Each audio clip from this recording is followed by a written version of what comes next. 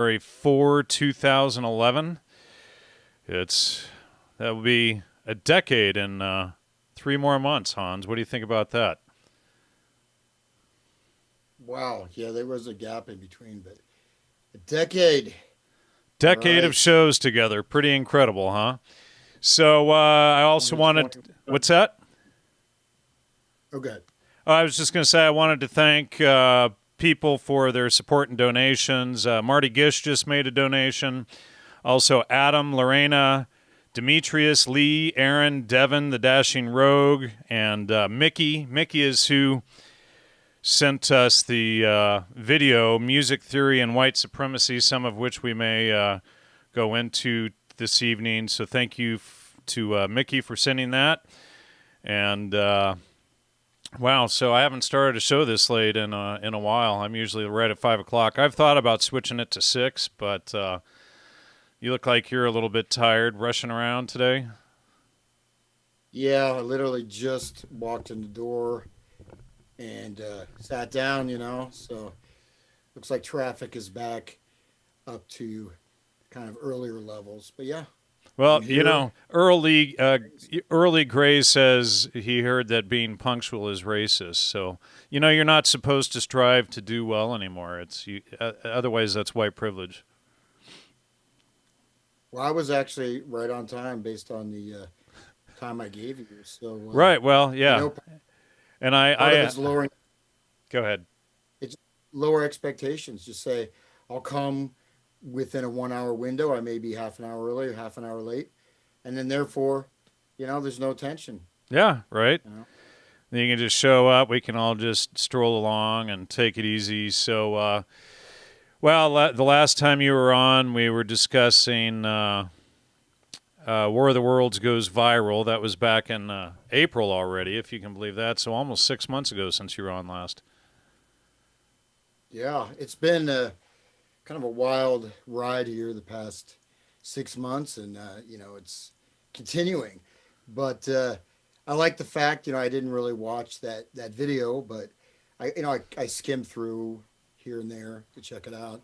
But I thought it might be nice to talk about something else because we talk about the current affairs. I think we're all kind of enmeshed in them in various ways. So sometimes it's good to kind of take a step back and just you know forget about it, man. I But agree. All of the, we've spent so much time trying to expose social engineering and mind control and things like that for the last decade. And then just to see everybody just dive right into it and buy it all hook, line, and sinker is kind of disheartening. Wouldn't you agree? yeah, well, it definitely demonstrates that the the power of state and non-state actors, right? So that or quasi-state actors is truly international. It's global. So, you know, it looks like you could put forth almost anything if you're part of the global Cabal. me- mesh network and just run it simultaneously. So we have, and perhaps maybe we can talk about this another time, but we really have an unfolding a sequence of events that the roots of these obviously go back further. But to me, I think this whole sequence starts with the Notre Dame fire. Continuing on, we have that like Madonna video with the people wearing gas masks. If you ever remember that, right? The Yeah. Eurovision Song Yeah, well, Contest. we talked about that. Yep, and now here we are, right? So Well, and then of course, Lloyd and I and a few others did 27 shows on Islam and whatnot, and you can't help but think of the mask as a burqa. And then you've got everybody running around mask debating about their face diapers and all. So, masturbate. mask debating. Yeah, my mom just sent me an interesting article where they actually put the M95 masks on and they study them, with infrared lighting or whatever, and show how much the masks leak and all. And it's pretty bad. I mean, the masks pretty much do nothing as far as viruses and all go. It's kind of a joke. I was just looking for that email from dear old mom. But yeah, I mean, it gets to the point of ridiculous. So, have you been a good professor wearing your mask at school for everybody? Well, most things are now virtual, right? And this whole, I mean, guess we'll talk about it a little bit here, but yeah, this whole thing, you see so many agendas unfolding in simultaneity, and one of them is the artificial parent, right? You have the development of schools being done from home in front of your computer with an AI tutor, right? And the AI tutor, and then you have, of course, all of your, you know, monitoring systems, and then they even want to monitor, say, emotions. Okay, you can get stuff from speech patterns. You know, um, Yeah, I did a couple of shows with John Kleisick on all of this a few months yeah, ago as well. but you know what? I decided I wasn't going to get into that. At least I didn't Uh get it in. So I just want to go into this concept here. oh. Okay, I'll just dive in unless we could do a little more preamble. That's fine. that's fine. Let's dig in. Dive in. Okay. No music Somebody theory. says your audio is a little low. Give me a sound check real quick. Okay. Test 1 2. Test 1 2. Test. I could probably come closer. Yeah, I can crank you up a little bit too there. Give me another sound check. Hello. Test 1 2. Test 1 2. Test 1 2. All right, Hello. I brought you up a little bit. Let me lower mine down too, so since my face is right in the mic. So there we go. That should help. I can boost my input volume, but I didn't want to clip or anything. So, I mean, you want me to come up a little bit more?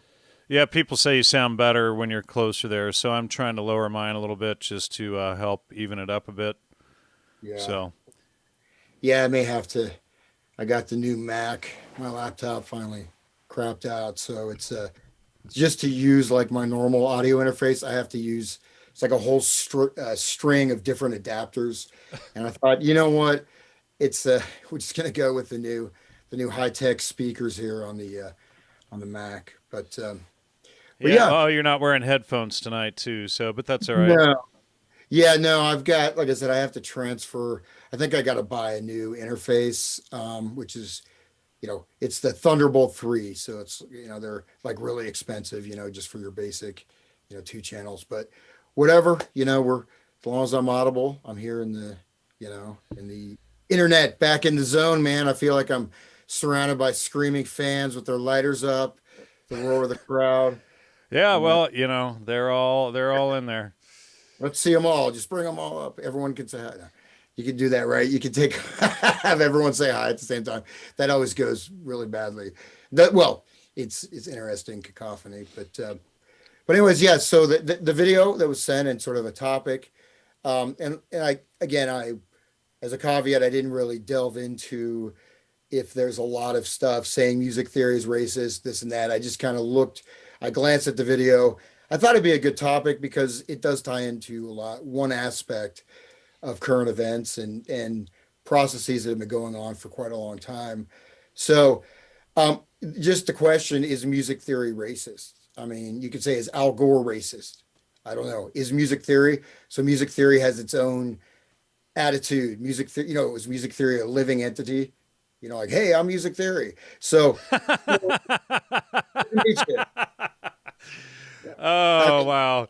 so it's It's kind of a non it's what would that be, a non sequitur or equivocation? They're applying qualities of people onto a theory and then trying to say that the theory is what the people are. yeah, well, it's a personification, right? Right. Um, and so we just kind of break the question apart. I'll do that just for in the beginning because I think it's important to see how just our language, how we perceive what things are, even one of the basic properties of perception and of language is to distinguish between entities, right? You need to be able to distinguish between entities. This is a pencil, you know, this is a bong. Yeah. What if I just lit up a bong right now? It would just It's all been a lie. I've been high the whole time, Jan. No, but basically, so we want to distinguish between entities and certain qualities. So language, we look at how language is used and how questions are framed.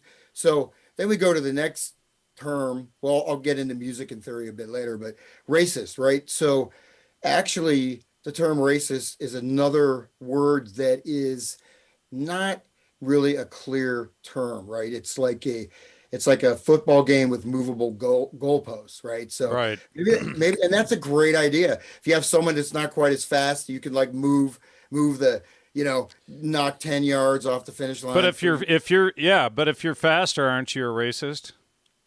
No, you're not. I don't think. I think that's not one of the qualities. Um, Well, but but in socialism, everybody gets a medal just for participating. It's not for doing good.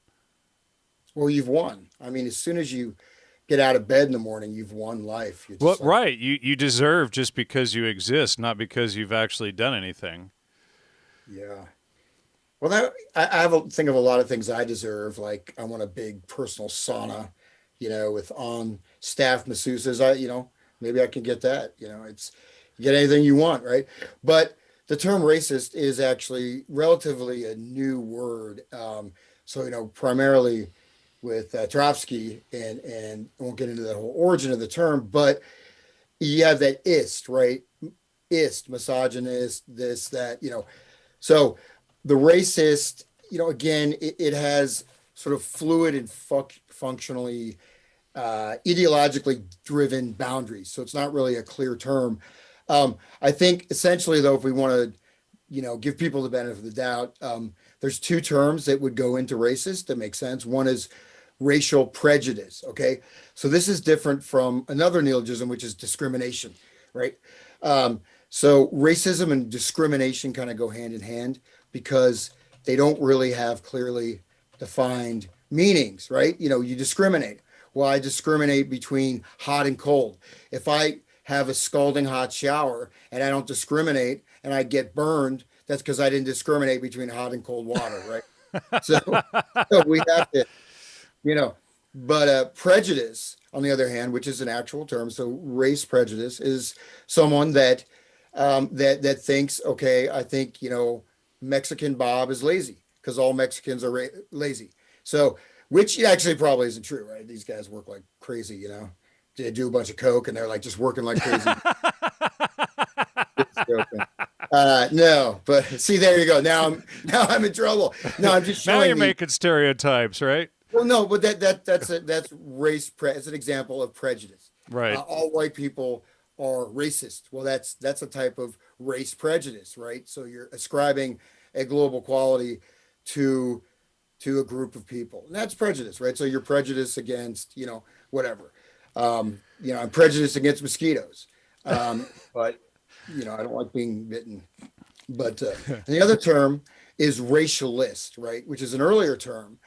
And racialist is a clearly defined term as well. And a racialist believes that, well, first of all, that their particular race that they're part of, that they, consider themselves to be a member of this definition or category, is deserves to have some boundaries, some protective measures about it. And racialists can also go into the concept that this particular race is superior. Okay, so I could say the white race is superior. I could say the Mexican race is superior, whatever. And I could say, so that's racialist. So racialist, that's actually a term that means something. Okay, so racist sort of combines elements of these two things with all kinds of other random elements, right? So we have a word that's very, very elastic, right? That can be applied. It's kind of like silly putty. Well, I wanted to bring up, and by the way, thanks, Mr. Winters, for the $44.44 donation on the backup channel. Many thanks. He says he's not on the primary channel tonight because he's social distancing.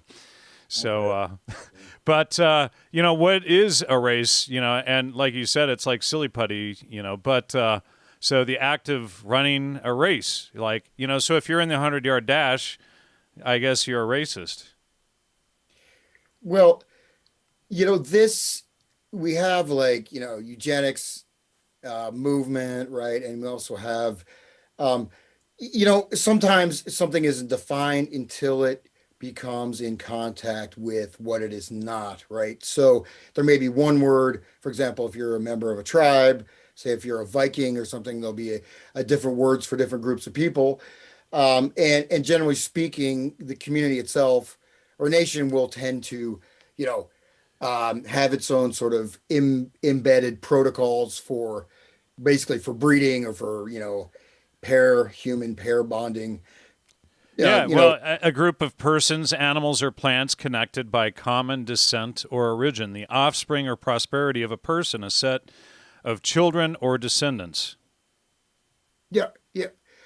And so the one of the really negative connotations of the term racist is, of course, eugenics, which is, well, hey, we have our, of course, that's a whole nother topic, but Bill Gates is, connected with Margaret Sanger, or at least his father, Yep. William Henry Gates the fourth or Yep. whatever. Yeah, Third. putting Planned Parenthood centers in black neighborhoods to wipe them out. And I've read the letters of Margaret Sanger and Julian Huxley at Princeton. Yeah. And, and eugenics can also just be like, well, there's a natural thing of, well, I would like to marry, a hot Nordic blonde, athletic, intelligent blonde lady because I don't know, we have that in common and I happen to be attracted to that. So that's an example of, in a certain way, it's a type of eugenics in that there's a choice and there's certain categories, or, even if, say, a certain social class, the former WASP social class is still around, but no longer in the positions of power as once before. But that's an example of where if you're in elite circles, you're probably going to marry someone from a similar standard. You're probably not going to go marry the guy that like cleans the donkeys in the stable. You will, but but that's an example of where that is a type of eugenics, you could say, in terms of controlling dissent or whatever. Okay, so that's just a little bit. So we have a little bit of a spurious term. We can go into this whole idea of racism, which we will, but it's not a logically consistent term, I don't think. So that's one thing that is important. But so if we look at even is music theory, um, so the real question, let's just refrain or refine the question: is music theory a property of inherently intrinsic and inherent to European culture, with the added footnote, European culture, white culture is always racist? So that's the actual question. Is music theory a property inherent to racist European culture? That's, or whatever. So that is actually what they're asking, Well, right? and you start with a premise, is it inherent to racist European culture? So you start with the premise that European culture is by definition racist. If you go to, well, and it's like this white privilege thing. No matter what culture you're in, if you're in India, and you've been to India many times, Indians in India are going to have Indian privilege. If you're in Mexico, Latinos are going to have Mexican privilege. If you're in Africa, you're going to have African privilege, right? So no matter where you go, you have that privilege. But, when you're living in 1700s Germany, for instance, that's the culture, that's the people. You don't have this influx of, people. I mean, obviously you had many Muslim invasions, like 500 Muslim invasions that tried to overrun Europe and enslave everyone. But in general, it was a white European culture, and because it was in the colder climates, they tended to invent things more quickly. Wouldn't you agree? Well, one of the primarily relates to the planning for the future, because if you have a sort of a mono climate or maybe a binary climate, then it doesn't require as much forward thinking. For example, if you're going to die in the winter, if you haven't stored any food, Right. then you're going to start to develop the ability to plan ahead and to organize, and you're going to want to minimize labor. But one point I just want to make, though, is the question, is music theory racist? Doesn't say direct. It doesn't say directly. Is music theory an inherent prop. So it's not saying a type of music theory, it's saying music theory as a totality. So that's an example of this totalization or essentialization that we have in these really bad arguments, right? So you thought, what do music theory, you're by posing the question, the way that it's responded to, the way that it fits into our contemporary culture, what it actually means is music theory, again, a property inherent to European civilization, which is by definition racist. But as you mentioned, one good thing you have intra and outra. Okay, so we have within a certain quote unquote race or a group. If you say, oh, the white race, well, look at the Italians, at least in the United States. Look at the how the British thought of the Irish. I mean, so this is look at the Roma people. Okay, the Right, gypsies. gypsies, right, yeah. Yeah, Sigani. but gypsies are a lot more sort of more displaced from the overall culture. But and then look at it in India. Okay, you have the Brahmins, right? So you even have these Brahmin bloodlines. They go back to the rishis, right? The ancient rishis. You have like Bharadwaj Rishi. You have you have all these different rishis that are still considered to actually be alive. They're sort of transcendent beings, but they can still come down from the mountains or whatever on our plane. But this goes Well, back. But I'm saying that they have their own. They would think that within the caste system, well, to I sort was just going to mention, India is set up in a caste system that's essentially based on racism. well, it didn't used to be, but I mean that's of course a long time ago. Maybe 800-900 years ago, 1,000 years ago, whatever. But yeah, it's that you have so the Brahmin, is you have the Shudra, which is the at least in North India, right? It's a lower class. They're actually you can say they're the indigenous inhabitants, and they're considered a lower caste. And they're definitely you're not going to find the Brahmins, at least traditionally, marrying a Shudra. I mean, like they could get, they would even if you did, you could get killed, right? I mean, not now, I'm sure, but it does. So that's even within a given society or culture, right? And so and then the last thing I think is funny about this question before I actually start answering it, hopefully, this is just what I thought of today when I was thinking about it, is that the positive of the question negates it. So it's saying basically all music theory is racist, white is racist, yet whites must have created all music theory. So we already have now included all of music theory as part of European culture, right? So you know what I mean? So in a certain sense, you're defining yourself against something that you're now defining as being just inherent to this group. So I don't know if that makes sense, but Yeah. so it's not really, Which is ironically racist in itself by saying that the white European music theory is racist. One thing that gets me, just a quick or segue here, is that you have this constant relativist fallacy within the BLM and these different groups where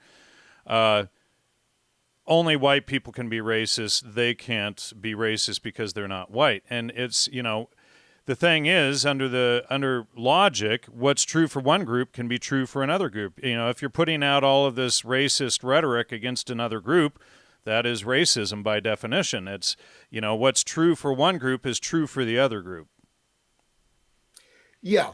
But it's no, it's another thing is we have mixing of categories. We have local and global categories. So, you know, yeah, all the definitions are pretty skewed. It's not an intellectually sound argument, but I mean, just the whole thing with the racism. But um, you know, we just want to look at what music theory is. So first of all, and this is what I think is interesting, right? So that was like sort of the preamble. We can go back to that, but so I already said no. What music theory isn't racist. Right. So basically, I'm done. I can just all right. Good to talk to you, Jan. Great, I enjoyed it. No, I ran out of things to say. No, but so the question of quote unquote racism to me is really a non-question because you can't. Well, it's a question that can't be approached scientifically, right? So I could say, for example, is Joe a nice person? No, I think Joe is a jerk. No, Joe is a good person. This, that. So, we have sort of general qualities, and you have five people who are going to come up with five different definitions of whoever Joe is, right? So, we can't really answer it, but we can, first of all, what's behind that question? What are we being blocked from experiencing or learning about when we get caught up into these mesh works of just basically stupidity and fallacy that we're afraid to pull it apart? Oh, I'm afraid of that word. No, I'm not afraid of the word. Word's gonna come and bite me. That's basically, you're this. I mean, if someone says you're a bastard, well, hey, thank you. Well, you may not say thank you, but we have to just don't call me nice, because that means foolish, stupid, that kind of stuff. Yeah. But well, one thing though to keep in mind is that definitions of words change. Societies within those words made sense change.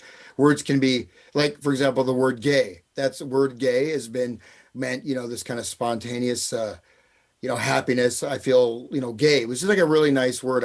I'm feeling gay. Yeah, So, and up until about the 60s, early 70s, then it was what's the word I'm looking for? Anyway, it was changed to mean something totally different, when in fact it does mean happy. Yeah, and a very specific type of happiness, right? Carefree, just but like a naturally arising feeling. So, but anyways, but music theory to me is very interesting, right? Because music theory is a window really onto any culture, right? Any society, at least like say the superior white society. I'm totally kidding, man. Oh my gosh. I had to throw that in there. No, I'm totally kidding. You're going to upset the liberals, No, I'm just making, I'm absolutely completely joking. But I think it's funny because I say that and it's such a hot button thing. No, I'm going to say something just saying how this is inherent to all systems of music. But it certainly doesn't entail a type of superiority. It entails a type of a system. So, music theory is related to three factors. One is perception, one is cultural systems, and one is cosmology. All right.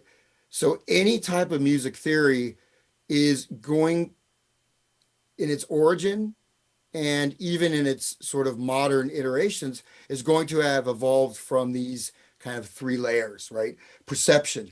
What do we experience as sound? How is music perceived? What is the listening environment? We have the physical properties of sound, right? This is an actually existing thing, right? It's not just that I'm inventing it. I mean, I could say, like Jerry Garcia talks about and, laying the dead to rest about everybody in the future, wearing these virtual like sex suits and they can have virtual sex and they can make up their own musical instruments and their own language just floating around in their heads, in their virtual like wombs. I mean, it's something that's really cool. Like, oh, that seems really cool, man. I mean, no, it seems like that would suck, man. Jesus, what if you made a really bad song and you couldn't stop it and it's trapped in your head? Well, that's a solipsism, but actually with music, we're looking to the world outside of us, right? And so just to start out with, Western music theory, it comes out of the primarily Greek, Greco-Roman. We have some like Assyrian, notation and things like that. But the most dominant strand of that is the Greco, the Greek culture and really how they viewed music, right?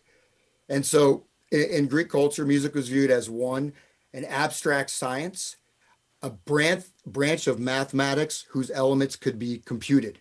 Okay, so it's an abstract science. It's related directly to the trivium and the quadrivium. Correct. And it has these inherent properties. As a power, as a force that can shape both individuals and society. Okay, so music, and this is the Greek music theory. This is one of the components as a force that can shape culture and society. As an art, that is something that that could be enjoyed, right? As an aesthetic, as something that adds beauty to life and experience, right? So if I throw on like Yanni, the guy who plays the Greek pan flute guy, if I'm really stressed out, I just throw on Yanni. I remember when Yanni, he came to India and they literally tore down this entire village. They just flattened the village to build a stage, and it was supposed to be this like eco-friendly thing, and they had all these billboards, but unfortunately they misspelled his name. So it came out as the word yoni, which is actually the Sanskrit word for vagina, the female organ. Right. And then he got searched for drugs in the airport. But anyways, so Yanni. Did they catch it? Did he have anything? I don't think he did, but he may have, paid off because he's got really cool hair. I mean, that guy. You cannot bust someone with hair that cool. Just there's yeah.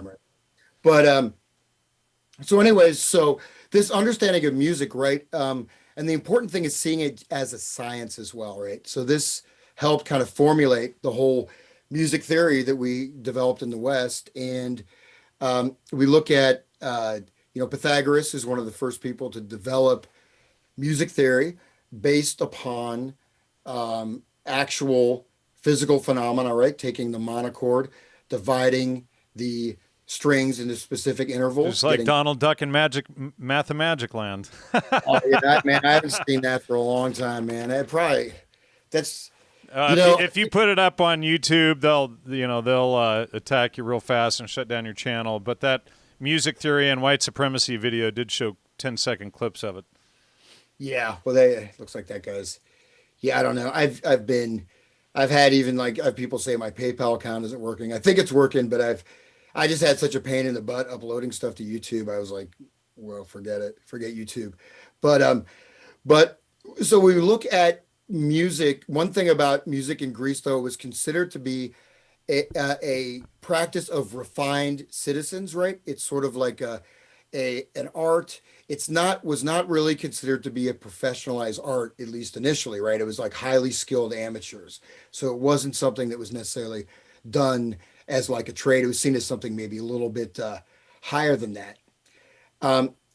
But another important element of music in Greek society is this connection with ethos or ethics, right? So music is a direct outflow of ethos. And so basically, Plato talks about how Greek culture is starting to decline because of the introduction of new forms of music and then you start to have the growth at the beginning of this time of the professional virtuoses, like the Kenny G's, the Kenny G's of Greece.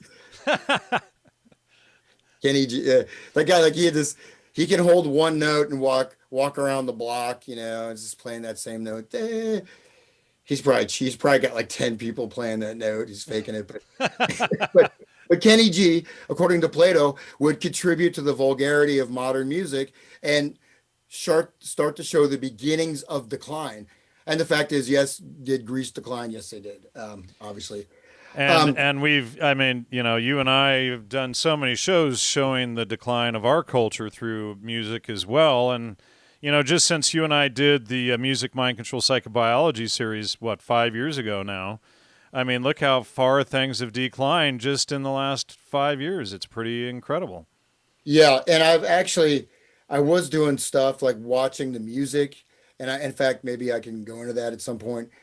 If you look at the really popular music and some of these different genres, especially some of the rap and this kind of thing, especially geared towards younger kids, you can really see this process. And it's actually beginning initially in the music, and then it starts to manifest in the physical world. It may take 1 year, it may take 2 years, it may take 6 months, but eventually, at least according to Plato and ancient China and many others, including Western scholars or philosophers, that it does have an effect, and I think we can trace that. It's just that putting myself through listening to some of that music in depth, like.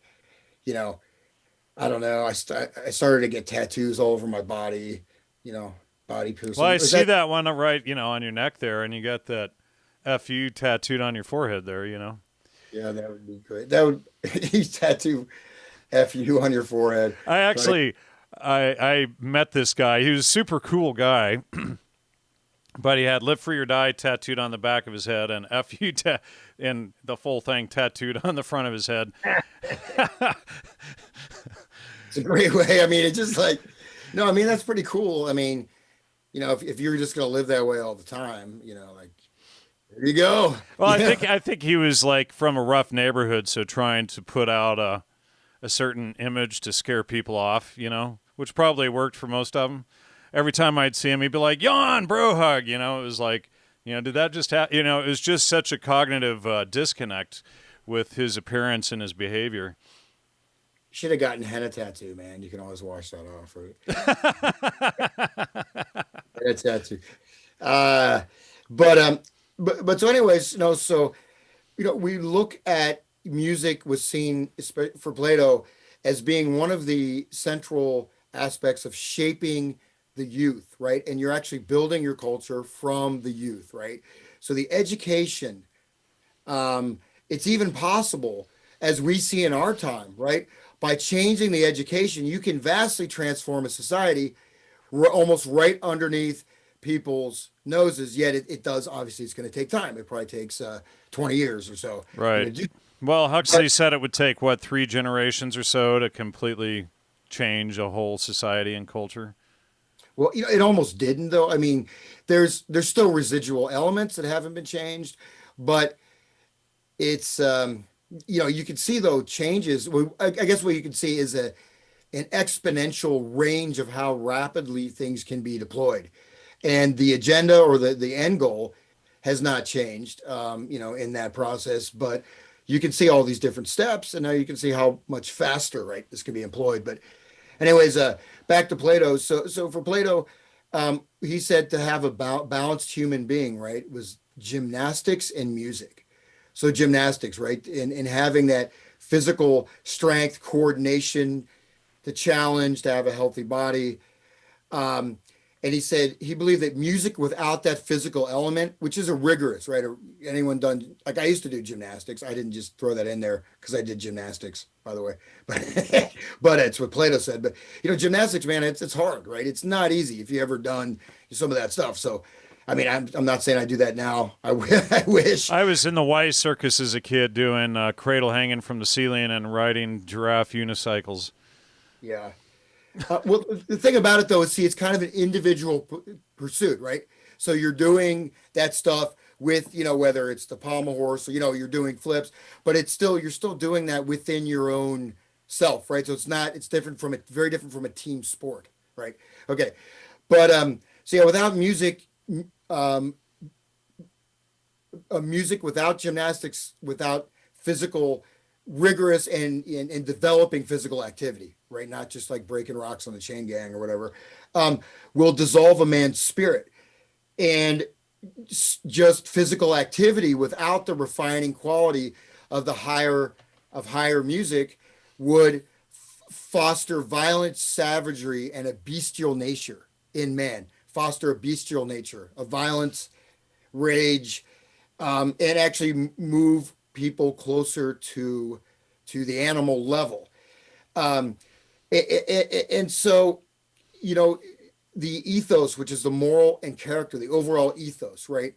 What's the ethos of America right now, right? We can look at the ethos of America, but it determines the nature and the moral character, again, according to Plato, of the people. And so it must be regulated by the state. It's too powerful to be left in the hands of the virtuosi, that are, great, getting mass audiences. I mean, maybe there's someone else I could say, I don't know, Buckethead, Kenny G and Buckethead.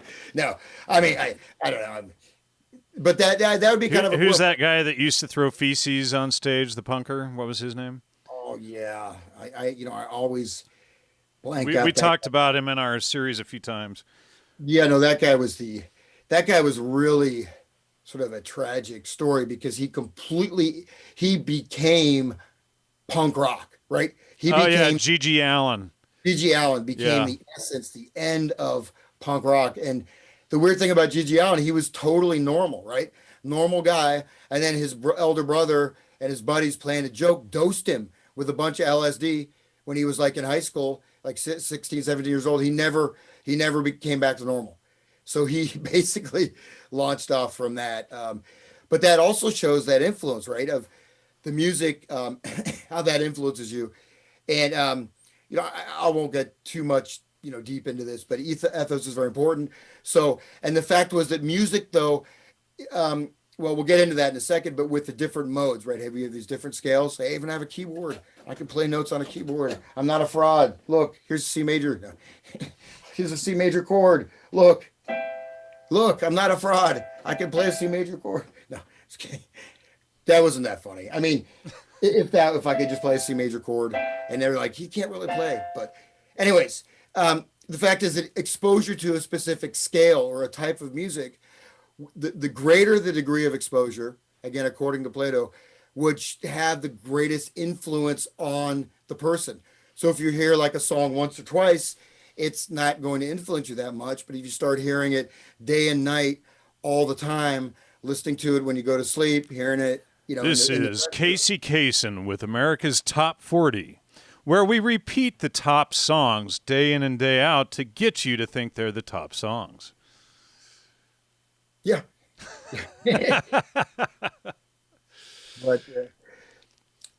but anyways, yeah. So, we go into this idea of music theory. So again, it's not just one aspect of music, right? I mean, it's, in our modern music theory, which we're, if we look at, say, from the, 19th century on, especially, late 19th century, we have a lot more emphasis on this scientific aspect of it, right? So we're not going to talk about, say, music of the spheres, right? And so this was part of, I mentioned cosmology, right, as being one of the parts of music theory. So the cosmology, right, is that all the intervals or distances between the different planets are represent intervals, right? A musical note, like a type of consonance or dissonance, a specific sound, just like on the monochord, right? So, and that also ties into the human spine and, the human body, the different humors or the elements of the body. So we see it tiling the local cosmology and the universal cosmology, right there in Greek music theory. So now we'll get I'll just kind of stop there with that because I had a bunch of references, but it's interesting. You want to go into them, or you just want to skip over them? Well, I could maybe, we'll see. I'll come back to it. It's just more detailed just about how it actually works, just kind of going over the music theory of the Middle Ages, Boethius, actually developed at Notre Dame. So really modern music theory came from the Greeks, kind of dissipated, and then starting from the beginning, the Notre Dame Cathedral, and that is actually where the real development of modern music or sort of Western music developed. And so now just to put that aside and just let's look at another example of a different culture, okay, that's not a inherently racist culture. Let's say like white people. Oh, no, I'm just kidding. No. Let's look at, say, Indian music theory. So in India, you have music theory based on, you have these derivations of different notes. You have types of scales, and you have classifications of melodies known as ragas that tie into different types of emotions. But in the Indian music theory, which is still kind of there today, this ragas or these scales also tie into the human body as it goes through the diurnal cycle of day and night, right? Right. So your body and mind changes as you're on the earth, as your earth's relative position is to the sun, et cetera, or during different seasons. So this, this theory of music is actually coming right out of nature. And we still have, the derivations of the different sounds and pitches, but it has this other aspect, which is the cosmology of the original sound, which is the Nad Brahma. So you say like the beginning, the original vibration, right? That starts all the whole manifestation into physical matter eventually. So music is actually related to this vibratory principle that informs everything. And so that's part of it. And then there's like, you can go where they have, visualizations of different, deities or, sort of visualizing certain personifications of a musical form and drawing that from this mind space, right? So here we have a definition of consciousness where there's a separate element of mind, manas, that's actually even pre the verbal learning, right? Is not really in the brain. It's sort of beyond the brain. It can be perceived of in the brain, but it's sort of beyond that. But that's another example of music theory. So Indian music has music theory. We can look at, Balinese music. They also have music theory. They have a different tonal range. They have different types of scales. But their music is very much tied into the cyclical progression, progression of time. And they have very different notes, though. So, but it's still based on principles because you have to have this. You're actually manifesting something physically. You need a physical object. So you have to, for example, in Bali, you have to produce a gong that's going to give a specific pitch, right? So, we see that. So already we're back to the fact, well, music theory, how is that racist?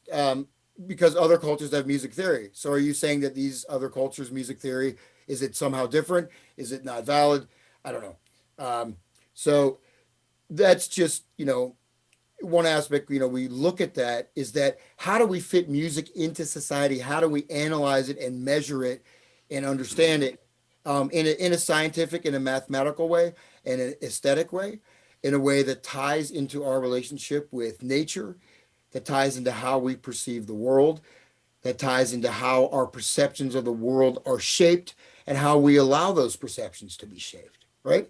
So there is a level of where we allow ourselves to be exposed to things that may have very harmful effects, or may have very beneficial effects, or may not have any effect at all. May just be just plain old boring, right? Like elevator music. Or maybe that's the worst of everything. It's all because of Muzak, It was all hidden, the hidden Muzak tapes, Maybe, who knows?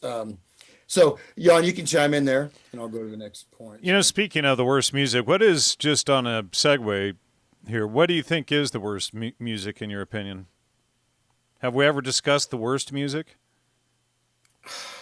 I mean, it really depends on how you define hippies sitting around playing didgeridoos and drums. Not necessarily. I'm just giving crap. No, it's always when the guy with the cases, he's got like 3 didgeridoos and like road cases. You know that your jam session is just going to hell. The didge guy shows up.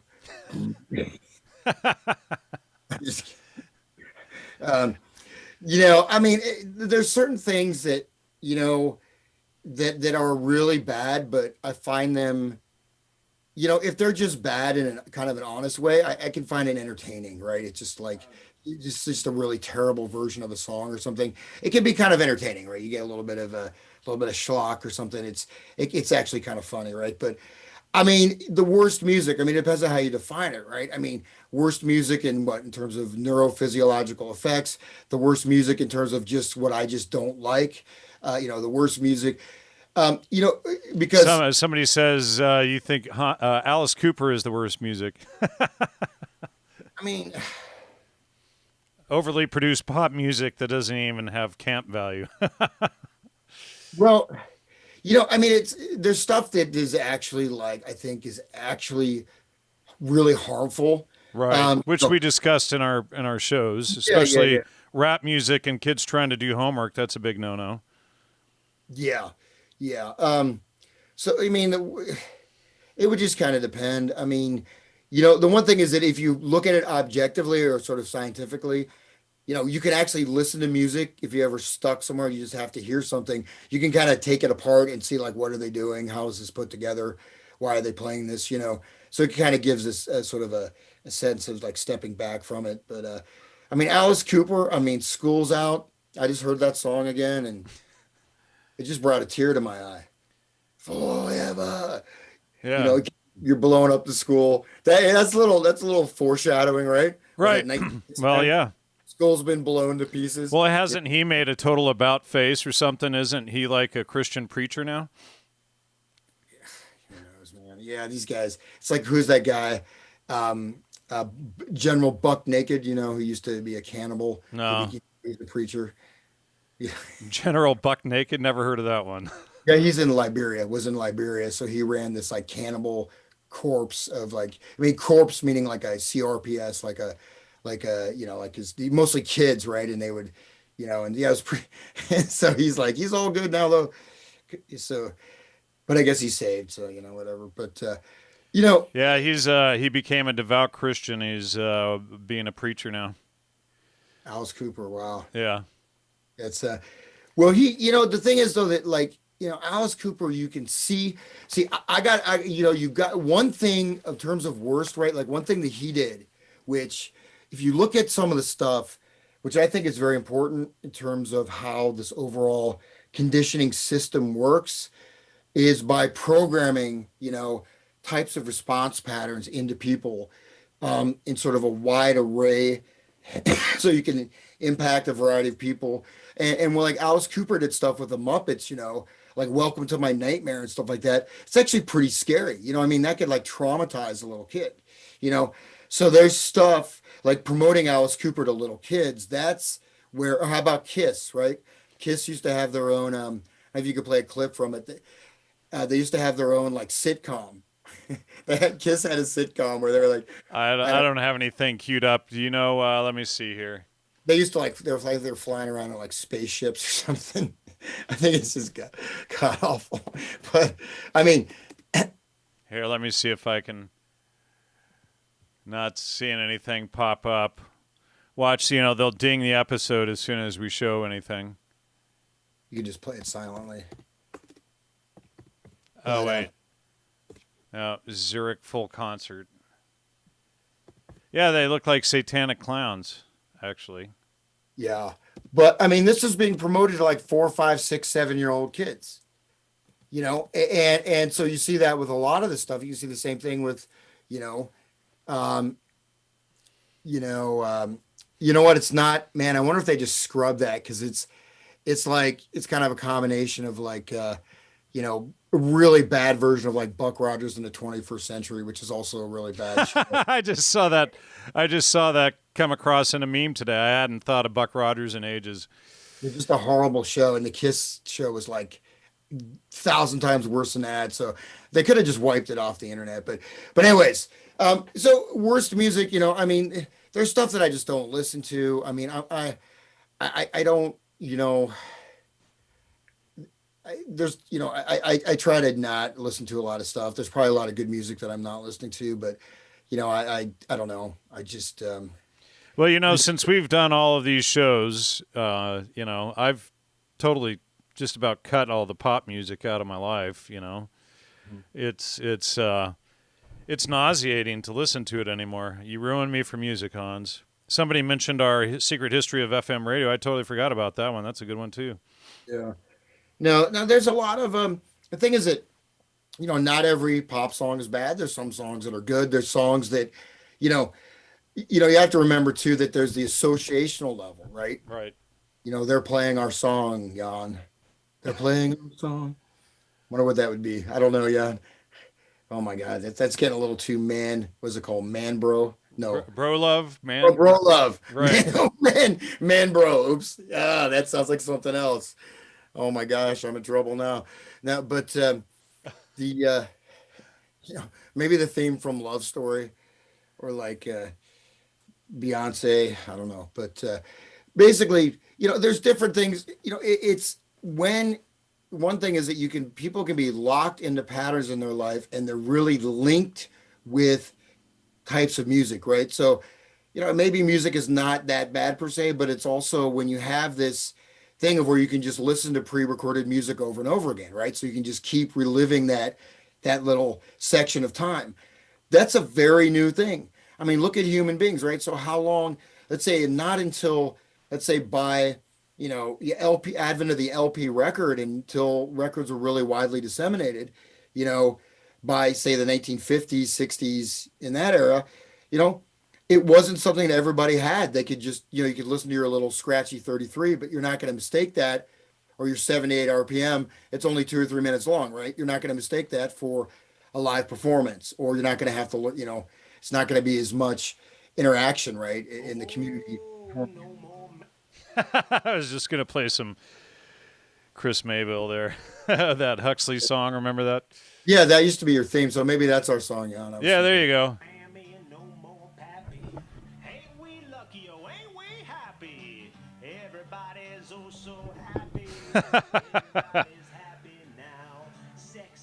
Anyway, we'll get back on topic here. Sorry about that. Yeah. But anyway, so back to my just a little answer to that question, and we can go on to something else. But so what is specific about Western music theory, right? What is specifically important about it? And again, I'm not going to go through the whole development through like basically we have like different types of plain chant and liturgical, the Catholic Church, being very important to developing these different liturgies and writing of counterpoint, stuff like that. But one of the things unique to Western music is really the advanced development of harmony. Okay, so harmony is where you're stacking up chords, right? You're creating chords, and then you're being able to move these chords and create very complex patterns of these sort of wavefront, right? You're merging notes together and developing a whole theory of chords. And it's not that chords are unique to Western music, but the development of harmony to the extent it has been developed is definitely unique to Western music. And you could say music theory. So therefore you have that sort of relation. Okay, you're going to say tonal harmony or types of songs with chords and melodies and things like that is developed to its greatest extent in Western music. Another thing is the theory of notation. So there's a very, very advanced, completely unique to Western music, and Western music theory is a system of notation. So nothing like that exists, right, or had exist to the level of detail and to the level of complexity and the range, to write a symphony, right? So you can have ensembles, right? You can have, say, for example, they're called heterophonic, where you have the same melody played in different ways. You can have sort of call and response, things like that. But they're still generally speaking based on a single melodic line. With harmony, you can suddenly have, massive complexity, introduce such a huge range of instruments and have 100, 200 people playing the same thing at the same time and not playing the same part, right? I mean, so it's a major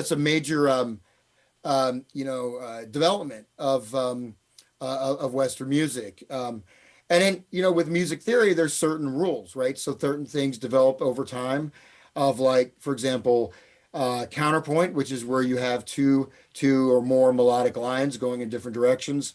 How do you write? What kind of things? What are some of the rules? Like, parallel fifths or this or that, there's certain rules. Well, part of that is how that it sounds good, right? That's how that developed. But actually, you can look scientifically if you look at a frequency spectral analysis of a single note, right? There's so many different harmonic overtones. So we hear a single note, we're actually hearing a really complex, phenomena, and our brains make it sound like one sound, but actually there's many different parts, right? Different frequencies that are all being sounded together. And so understanding that allows to make very, very complex, musical structures, but also informs, right, that whole Western harmony, and things like that.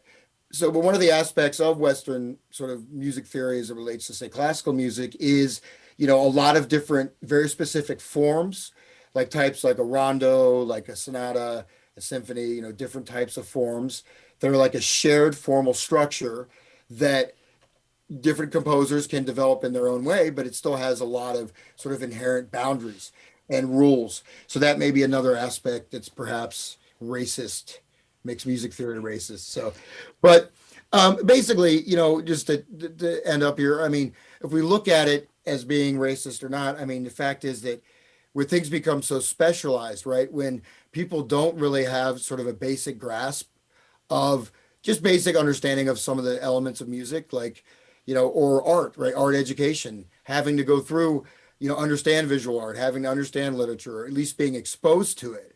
That's also being taken away, right? So that when you don't have exposure to difficult music or difficult writing, or writing that's of value, or art that has a lot of different levels to it, that may seem boring when you're 10 years old, but maybe when you're like 90 years old, you're like, man, I love that. If you're not blind at that point, right?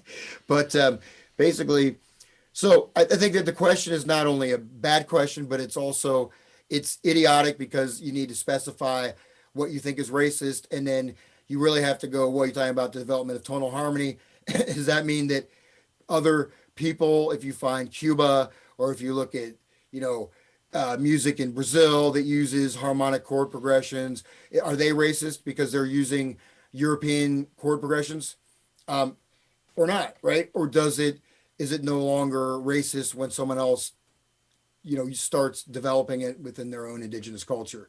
So it's a stupid question, but it's important to ask it and understand like what's behind this, and what's behind it, as I said, is really a breakdown of the essences, the basic boundaries that we have in our culture and our society, basic types of ethos or acting or ethics, like what's wrong, what's right, like situational ethics. You can basically do anything when you get into situational ethics. You can justify, well, I had a headache, so I just thought about burning that building down. Yeah. So Andy Destruction in the on the backup channel. Thanks for the super chat, Andy. The backup channel showing up the primary channel tonight. He says, Hans, you still owe him a copy of the new book, brother. And he says, is all modern rock music weaponized? Seems like the indie punk bands of the late 70s, early 80s started off with legit intent. And by the 80s, 90s, it was turned into left propaganda. And then he says, pardon his screen name. But anyway, he goes on, mention the dead Kennedys, etc. Okay, And, hey, go ahead. let me. I'm gonna go ahead and actually, I'll send it to you. I'm gonna send an email address you can pass on to him. Hey, Andy, would you send me an email, contact@logosmedia.com? Yeah. Because I have honestly, like, I've had issues with like not getting emails and stuff from people, and I don't know if we're else didn't get sent out. Yeah, so I'll have to take care of that. And so this is my new email here, or not relatively new. And so yeah, I just use that. I just sent that to you. You can just forward it to him. But so the question is, well, punk rock actually, You're welcome, Andy. Go ahead.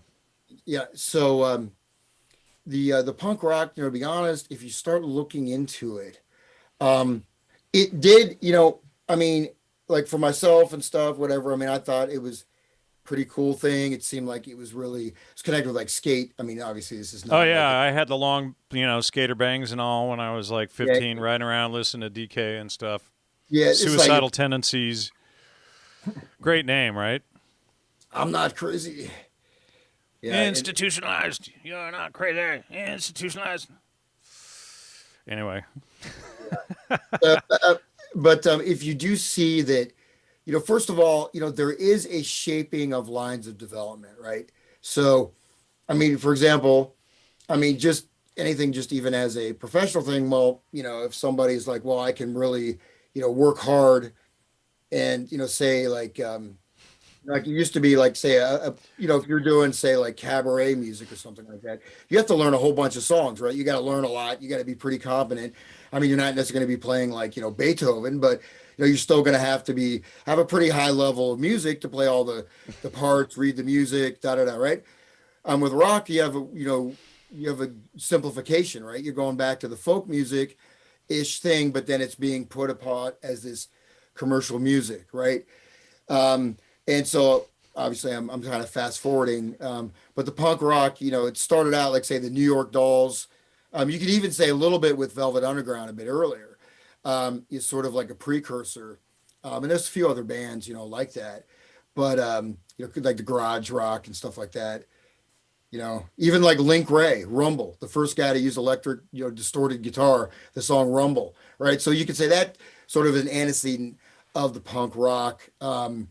And so, but the fact is that there's a feeling attached to it, right? Which is just kind of jamming out, right? You could hear songs that kind of sounded like that. And then it kind of started to become an actual genre, again, with the New York Dolls, when traveling to the United States and looking for some new type of thing, having the boutique Malcolm McLaren, the Sex Boutique, right? And really promoting the Sex Pistols.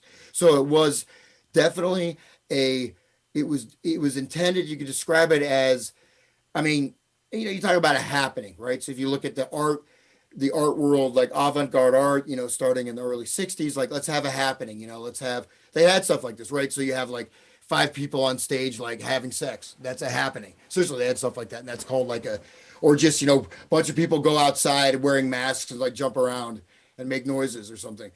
That's a happening, right? So you're doing an artwork that sort of interjects itself into the social realm. Okay. And so, and that's actually how a lot of these protests that are going on now are actually sort of under the designation of like avant-garde protest art. That's why certain activities are not really being prosecuted, or at least that's one of the justifications, right? So it goes into this, performance art, da da da. So, anyways, so the Sex Pistols, were kind of a top-down phenomena, right? You can look into how they were shaped. Now the other guys in the band, Johnny Rotten, probably was the most highly intellectual of the group. But what happened to the rest of the people in the band? I mean, what happened to the Ramones? I mean, a lot of the people in the punk music scene, they didn't live very long, right? It was Right. Yeah. it really. Well, So we should mention, Ian Copeland, who's Miles Copeland Jr. Co-founded the CIA, and Ian Copeland was the founder of. He was the guy that promoted the new wave movement and alternative music. His brother Stuart Copeland is right there. Miles Copeland III promoted Oingo Boingo, of course, the Police. He founded FBI Talent Agency and IRS Records. But, and then, of course, Lana Loktev worked for Miles Copeland, who was, that's one step from the creation of the CIA right there. But anyway, little segue right there. But just wanted to mention that because, Ian and Miles Copeland and Stuart Copeland, they were all part of the promotion of that whole scene on to the masses at large via, their dad, who was a co-founder of the CIA. yeah, yeah, and so before I go into that a little bit more, I do want to say, well, there was something kind of a DIY thing, right, with the punk movement, at least on a local level, that could have been kind of fun, and maybe and I think there's some kind of a little bit of fun in that scene, and that's not necessarily bad, but in fact, it could be a cool thing, right? If you're 15 years old and you're playing, as long as you don't stage dive and no one catches you, Right. in the end, that's cool. Then that would suck, but before I get back into the history stuff, one thing though I started to notice, it started saying there was an element of cruelty starting to come into some of these punk shows, right? You do have some violence, you have some stuff, which you could maybe say you have at the sock hop, I don't know, Sha Na Na or whatever. Sha Na Na. Wow. There's taking me back to my early, I was like 3 or 4 years old when I remember that on TV. Yeah, yeah, but just to going back into it, so it is connected with this larger shift of the entire culture from if you look at the larger, patterns of, trauma, of cultural destabilization, of generational war, of, ethnic and racial strife, etc., all these kind of percolating around the same times.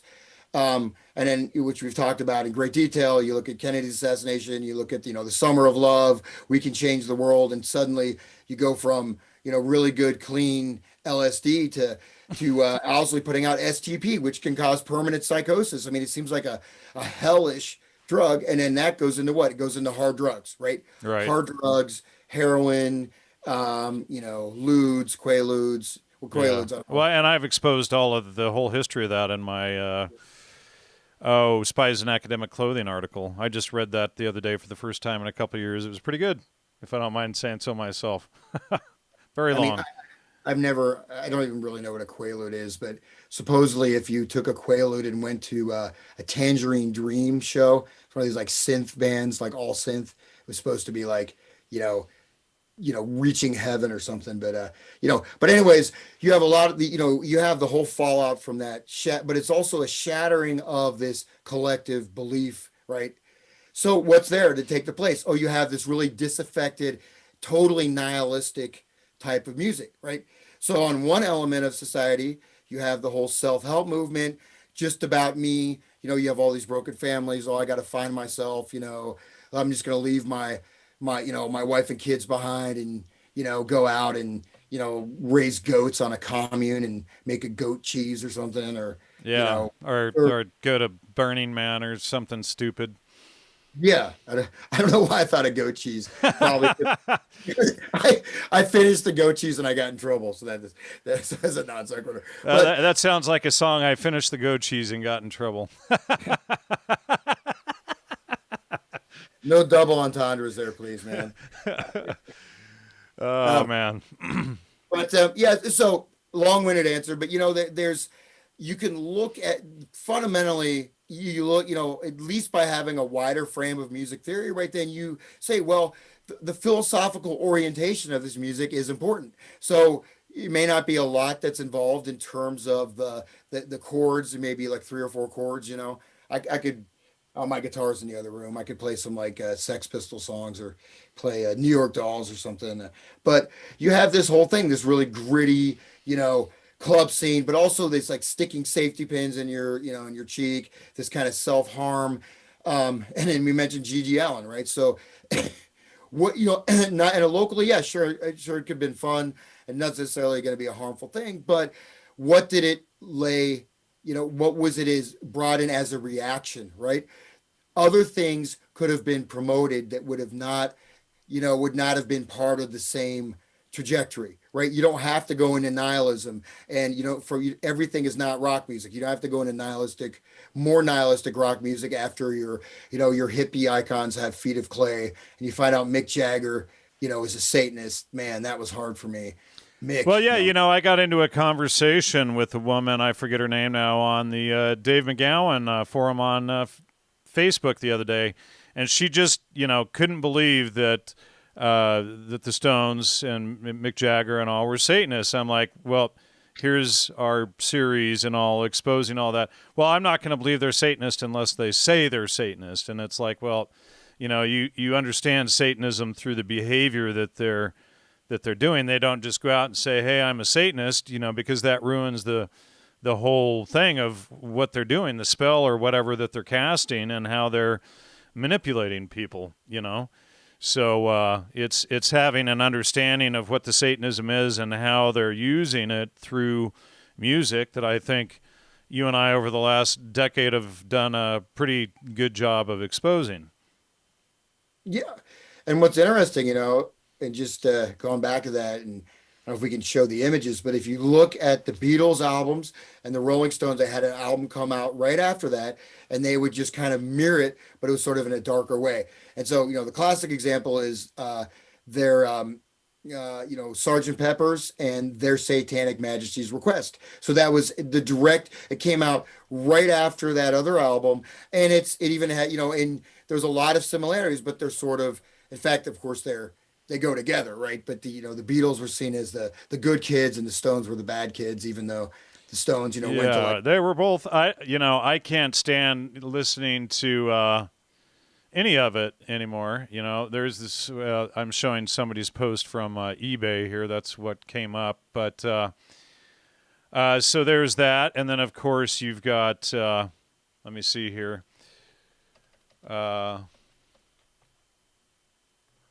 Sergeant Pepper's we've got right here, and of course you've got the whole breakdown. This is who's on the cover of Sergeant Pepper's, Karl Marx. You've got Aleister Crowley, the Satanist. You've got Aldous Huxley, the head of MK Ultra, on there.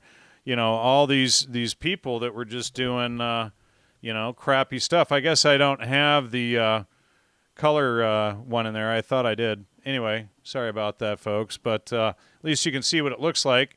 And yeah, it is definitely a playoff of each other, and so they are mirroring each other. But I don't know. I mean, to me, both the Beatles and the Stones were equally satanic. The Beatles maybe even more so. And of course, the Beatles were working directly with Leary and MK Ultra, as I'm sure that the Stones were as well. And then the Stones did that whole Altamont thing, and Leary was there, so they're both working with Leary and MK Ultra. And you had George Lucas that was there filming that whole thing as well. So, which anybody who wants to know all of that stuff, go back and see all of Hans and my older stuff. Watch every single show. All, how many hours would that be? Like 90 hours worth of stuff? Watch it all. Yeah. They'll be like, shut up, I don't want to hear you guys ever again after the end of that. But no way, Jan. They're going to hear us again and again. Yeah, that's true. They will. Actually, you're right. Yeah. And there's probably quite a few people in the audience who have heard every episode. But it's about 7:30 now, and I've got Andrew's email, which I will forward to you, and so you guys can touch base on the book and whatnot. And you could also, I just sent that I sent that other email address to you in the chat. You can just give him that one also. Oh, on the chat here? I didn't even see that. I did a private chat, yeah. Yeah, great. So, well, do you want me to show it on here? Because everybody will see it. No. Okay. Yeah, you shouldn't send it here then, because it'll just go out to everybody. Oh, it said private, but okay, yeah. But no, I mean, I think since you sent that, the bottom bar won't disappear. So anyway, yeah. So I will contact him, and then what email address do you want people to have to reach out to you? Well, it should, just the other one should work, but if it doesn't work, then when I what was the old one? Just throw this hans@hotmail.com. All right. And let's see. Next week, I have Steve Jones coming back on. We're going to have a really epic show about what caused World War II and what caused the Nazi uprising and all of that stuff. Some very interesting stuff that he's been sitting on for a while. So it's going to be quite epic. And, of course, Hans, thanks so much for tonight and having another epic episode with me here. Go to logosmedia.com. Please support the show. Patreon. There's a Cash App or something down there. Bitcoin you can donate through. Please hit the like and subscribe, everybody. Thanks so much for your time. Hans, thank you so much. Do you have anything you want to throw in before we wrap it up here? Yeah, well, last thing just to say here is that, music, I think it's a time, maybe we can talk about this at some point in the future, but to really actually use music as a way, as sort of a protective mechanism and as a way to get through some of the stuff that's going on and some of the stuff that may be unfolding, right? So this is where invert their stuff, basically. Is that what you're saying? Okay. Yeah, just play everything backwards. Everything backwards, really loud. Yeah, there you go. No, but this is where I think there is some degree of protection, or whatever you want to call it, because we are made of electromagnetic resonances and frequencies. That's really what we are, and that's what is being the new the SpaceX, where it's just going to be blasting the whole ionosphere, is really going to block us, or I guess the attempted thing is to block us from our whole connection with the Earth itself. What if I just put on one of Julian Huxley's tinfoil hats? Wouldn't that be? I don't know, man. You could, it's but anyways, it's a time, I think, that this to connect as people that aren't necessarily, sucked into the vortex, and I think that music can be a very valuable method to even just understanding some of these vibrations and frequencies and things like that. I think there are some tools that are there. So we talk about that perhaps in the future. And it was a pleasure being here, Jan. It was a lot of fun, and sort of I just answered that one off topic. So obviously I could go into it more, but I stand by my answer. But all right, well, we'll have to get you on again soon. There's a couple shows I got lined up. Let's see. So end of October, I think October 28th or 29th, which you've done a number of times for the anniversary show. That will be the 12th anniversary of the show, if you can believe that. So you did last year for the 11th anniversary. This will be the 12th. And then we did the War of the Worlds for, what was that, number 8 or 9, and et cetera, et cetera. So maybe I'll have you back around then if you're up for it. Sounds good. Yeah. So. Oh, somebody just posted, work up a Halloween show. There we go. Thanks, Earl, for the original idea. I never thought of that. So, all right, guys, everyone, thanks so much for the participation. Have a good night.